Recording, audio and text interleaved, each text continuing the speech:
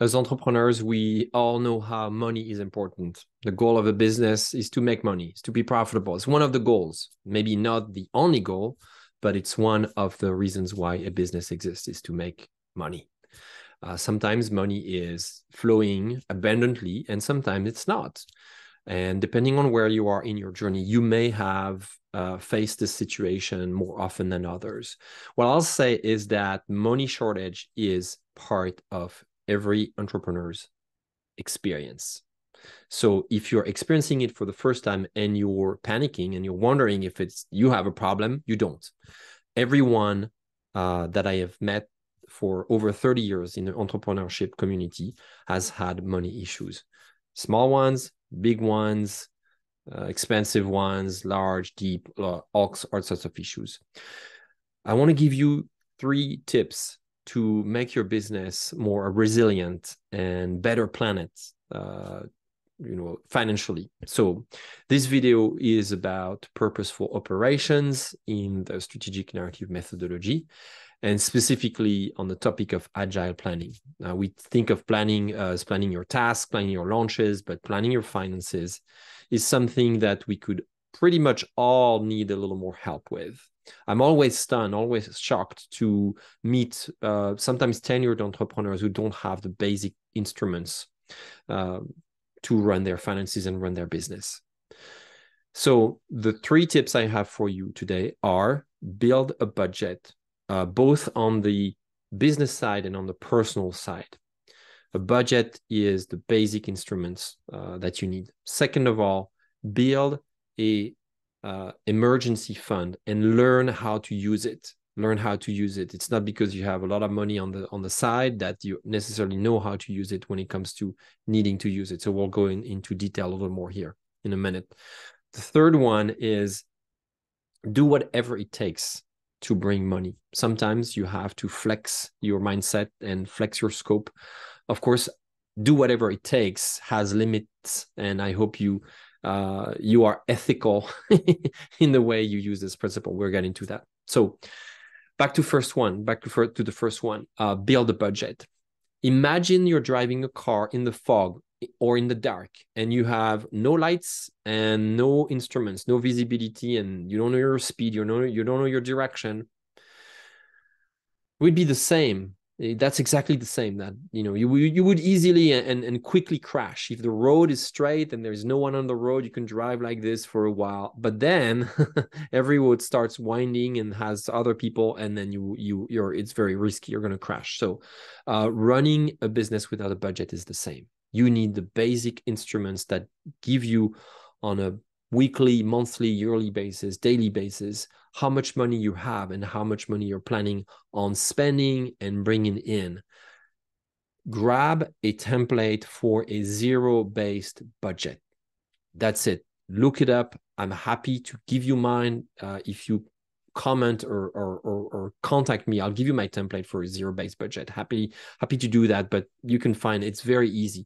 You have a certain amount of money that you can spend and you can afford on a monthly basis, and you need to allocate each of these units, each dollars, euros, pounds, whatever, rupees, each of these units, you need to allocate each of them to something that you want this money to do. That's the core principle of a zero. And then at the end, you see it comes to zero.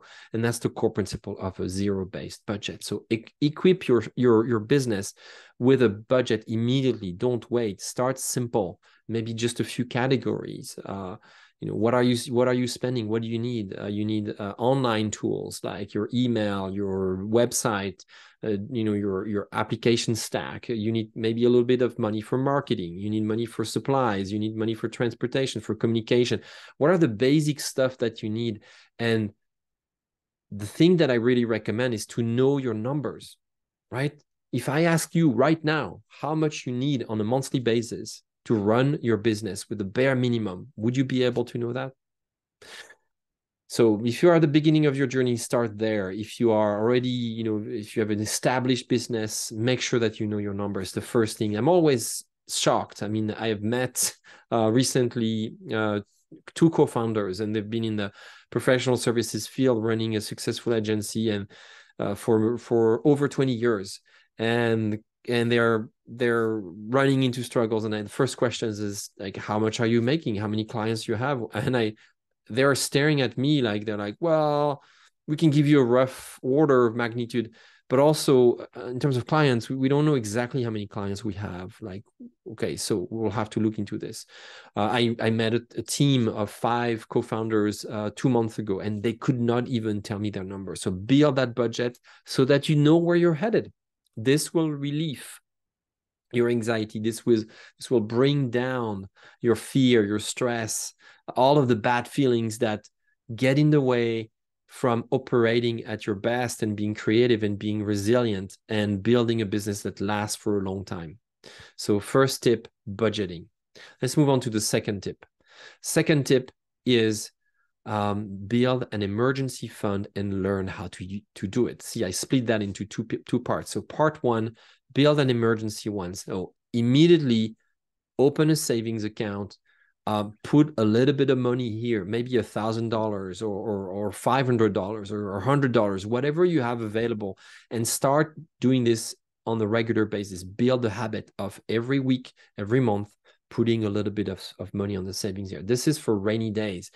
Same thing, having money in the bank will alleviate all sorts of worries and will lead you to better decision making, will lead you also to not have to use credit too much, expensive credit. Credit is expensive with inflation these days. Knowing how to use it comes down to resisting the temptation to draw in your savings or your retirement funds to build your business infrastructure without knowing how your business operates. So many people will make that move of thinking, yeah, I'm gonna build this business, I'm gonna invest more. It's fine. I can take out of my retirement, I can take out of my savings, without even understanding their business model. Right? When you start, it's very legitimate for the first few years not to know your business model. It took me a while, and I just passed the 7-year mark with MetaHelm here, and I feel like now I have a good sense of what my business is able to bring in and how it is able to bring in, and what are the criteria and what are the actions that I need to take to create predictability and visibility in my business. But in the beginning, I was kind of playing crapshoot, to be honest, and I made sure I had this emergency fund in case I was not making the right move, because I didn't know how this machine would react. So build your emergency fund and learn how to use it. Learn to be frugal, learn to be careful, so that it doesn't affect your mindset, your level of anxiety, and so that you feel more resilient, because things happen in your business. The third tip I have for you is learn to do whatever it takes to bring in money. If you have a defined scope of services, if you say, I'm going to do consulting, I'm going to do coaching, great, good for you. You have your services defined. But if money is tight, you may need to be flexible and accept that you could sell if you have additional capacity, if you have extra capacity, extra time, extra numbers of sessions, or you have employees on the bench, more products than you could distribute more products, more courses, for instance, whatever the case might be. You need to be flexible and accept that your profitability is going to drop a little bit, but you're still going to bring cash flow. Cash flow is number one. And the opposite is true also. I ran, and this was the case for me in one of my previous businesses, I ran into periods, and I see it with some of my clients of, huge year. And then we think that every year is going to be such a wonderful year. It's going to be so much money every time. And we fall into the trap of spending too much, or having a budget that is too big, and that relies on having consistently these big years. Right? So, and that's when you need to flex on your scope of services. You need to be able to do whatever it takes to bring in the money that you need. When I came to this country, it was 2008, and the economy wasn't at all good. It was the big financial downturn of 2008. And I had to do whatever it takes to bring in money to feed my family. I was not building a business at the time. I was an employee, but I did all sorts of odd jobs. I was a janitor at a pharmacy. I did substitute teaching at a school. I did yard work for several months. I worked in retail and was a salesperson at the retail store. I was creative to continue to be afloat, and that mentality kept stuck with me. And today I am glad that I have this mindset of being able to flex and offer sometimes, discounted services because I need the money, to continue to operate MetaHelm. And then when those phases are gone, then I stick to, a more focused, scope of service, and which is really the core of my approach, is to stay very focused, very streamlined, not to be distracted, not to be overwhelmed, focus on building expertise, because expertise yields premium prices. But sometimes you have to do what's necessary to bring money and put it in the bank. So I hope that these 3 tips that I gave you are helpful.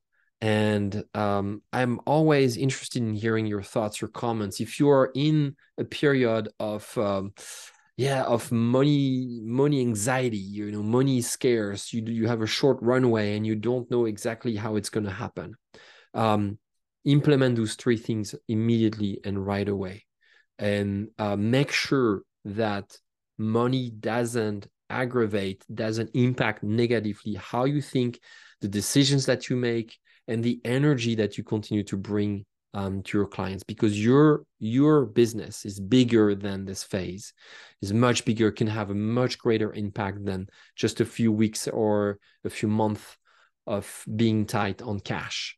So I hope that you use these 3 tips to build that resilience and to build a business that has narrative power, that can drive change, that can defy the normal when the normal is wrong.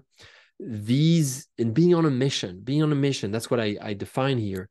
Building a business on a mission takes time. So it's not a sprint, it's a marathon, and you're going to need resources to get there. And resources ebb and flow all the time. And I hope these 3 tips help you manage your resources better and build a business that is resilient, because change is about resilience. All right.